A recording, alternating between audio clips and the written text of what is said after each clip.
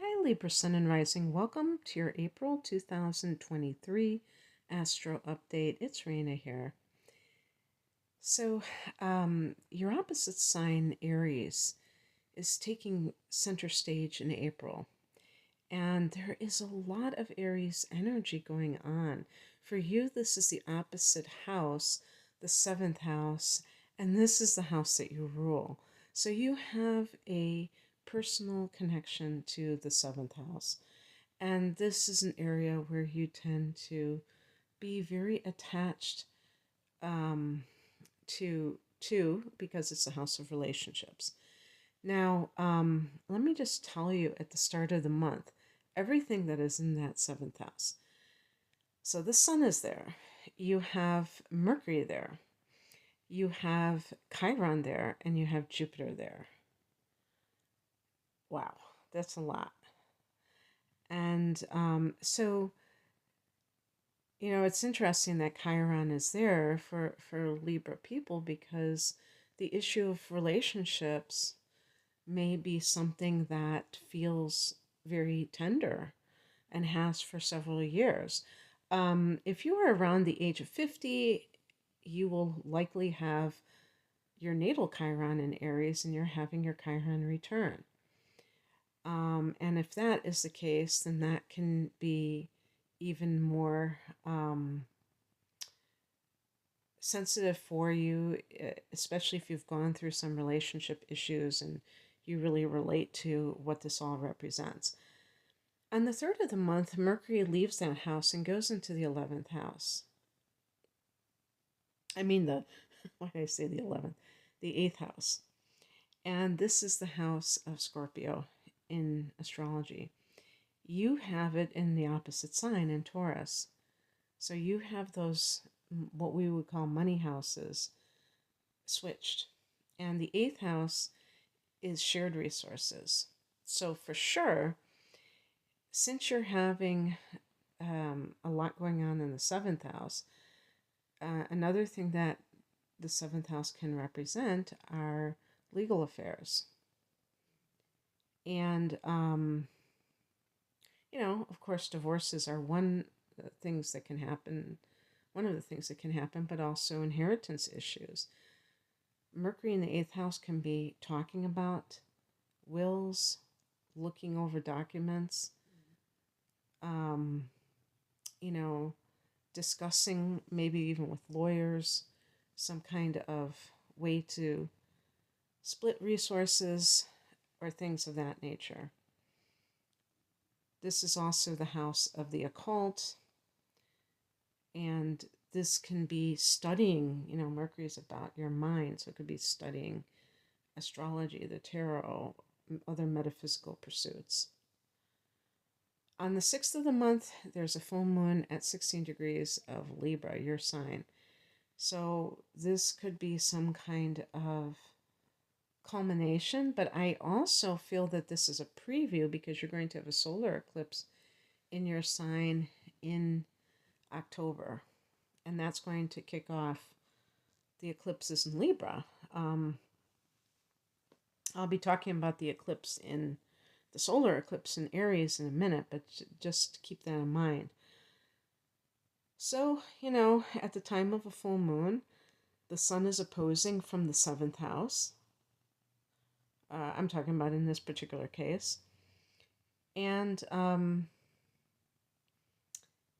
that can mean that you are aware of how another person is, how, the dynamics between you and maybe your partner or another person that you're close to, and how you're feeding into it in terms of what you're doing and how you can change. And this can be in the form of stopping doing something, letting something go, maybe realizing something about yourself.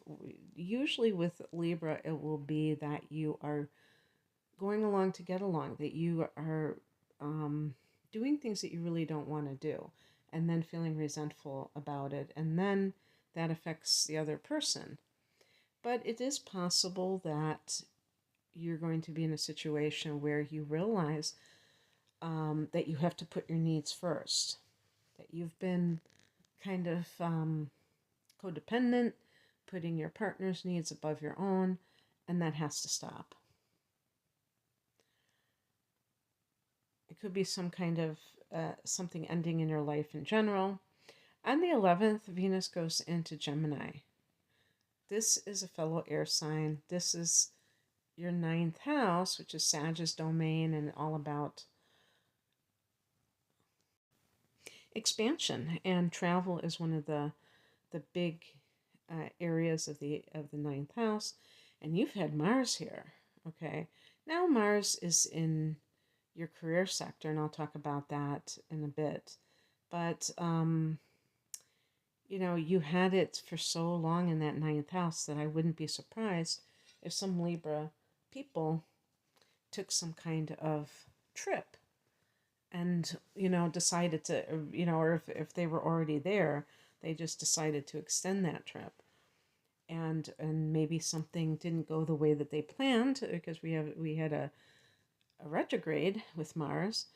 But the reason I'm bringing that up is that Venus is now here. So maybe love, maybe something that was an affair turned into love. This could be with somebody who is a foreigner, different than you, racially or whatnot. It doesn't have to be like that you met that person abroad. You might meet them right at home.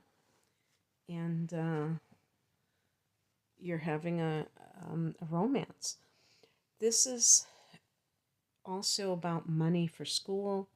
This would be higher education or for yoga training, teacher training, if you want to be some kind of a spiritual teacher. So this is, Venus can be money that you are able to use for something, or maybe using it for travel. Maybe the whole thing with Mars was you wanted to go and you couldn't, and now you can. On the 19th or the 20th, depending on where you live, is the solar eclipse at 29 degrees of Aries in that 7th house. And a solar eclipse can be a very powerful new moon. But I do feel, because it's almost at the very tail end of, obviously the 29th degree is the tail end of Aries, but it's 50 minutes.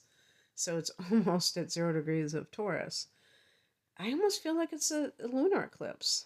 That's how it feels to me. And actually, I've heard other astrologers talking about solar eclipses almost like lunar eclipses. Really, when you talk about eclipses, you're talking about fated change. That's what you're really saying. So, beginnings are endings and endings are beginnings. So it's really interchangeable at some point.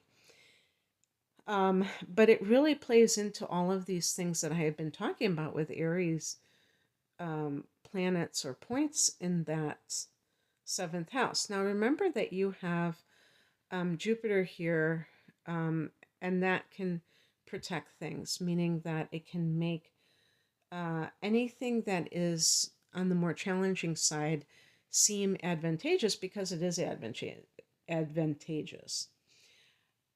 So new beginnings with love, including maybe new beginnings, meaning that with the relationship that it is not what it was before. So I do feel that that could be divorce, but only for those people that, are not getting along, not for people that are basically compatible and seem to be doing well. So this is a general forecast, and I have to just speak like, universally. And this is the first one in Aries. So you're going to see these triggers to these houses for the next couple of years. 18 months, but spanning 2 years. On the 20th, the sun goes into Taurus. Actually, it's just a few hours after that eclipse, and the sun goes into Taurus. So very much about these changes happening, going into a whole new sign. And that's going to be in the eighth house, and that's going to. Another thing about the eighth house is Uranus is there, and that gives some kind of a wild card energy. And that could also include inheritances. So anything that is connected to money that you are not earning, that could be something that is featured in some way, like a surprise. And the day after this Mercury retrograde, we have, I mean, see, I just gave it away. The day after the sun goes into Taurus, we have a Mercury retrograde in the same area, 15 degrees of Taurus. So this on the 21st, and going into May. So that could be some kind of issue with a will that's being contested, or just something has to be gone over in that sense. And now I'm going to, but the transit of Mercury is 3.5 weeks. So it's something that when the retrograde, it's not going to be like Mars, where it's going to be in one house for seven months. It's going to resolve itself sometime in May, most likely, because then in May you're going to have Jupiter go into the eighth house, so that'll be very interesting as well. But this is when I want to bring in Mars being in Cancer, which, as I record this, has not happened yet. Mars goes into Cancer on March 25th, I believe.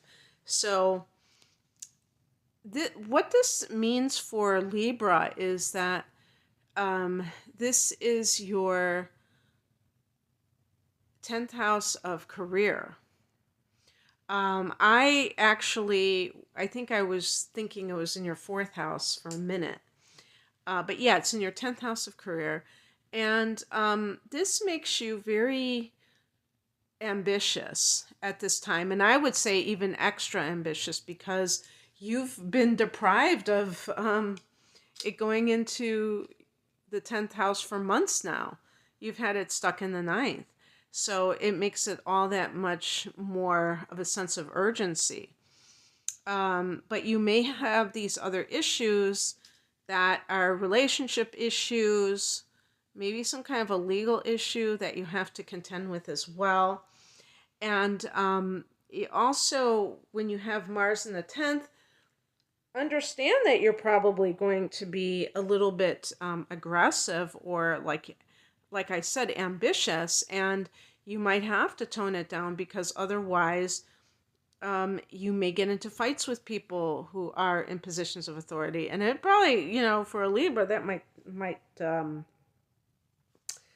shock you, because, you're trying so hard to make everybody happy. But it could simply be that you're just chomping at the bit and you're just ready to work. You're working very hard. You have a lot of excess energy so that you can work overtime or whatever it is. But this is more than the 6th house, which is the work itself. This is like your ambition. So that part of it is, featured with this particular area. Okay, that's what I have for you, Libra. I hope that this resonated. Sounds like there's a lot going on. And if you would like a private reading, I'm promoting my double readings, which are the deep dive reading is an hour of natal chart analysis with an hour of transits for a special price, because I do sell those two readings separately. So, people can buy them individually, but then they're a package deal, and it's called Deep Dive. And if you like the tarot, I have a full-length tarot reading and a natal chart interpretation, or transits, if that's what you prefer, for a special price called the whole enchilada. And I have standalone readings as well. And you can find out more information at the link below. I'm at rainamoonastrology.com. Thanks for listening. Take care. Bye.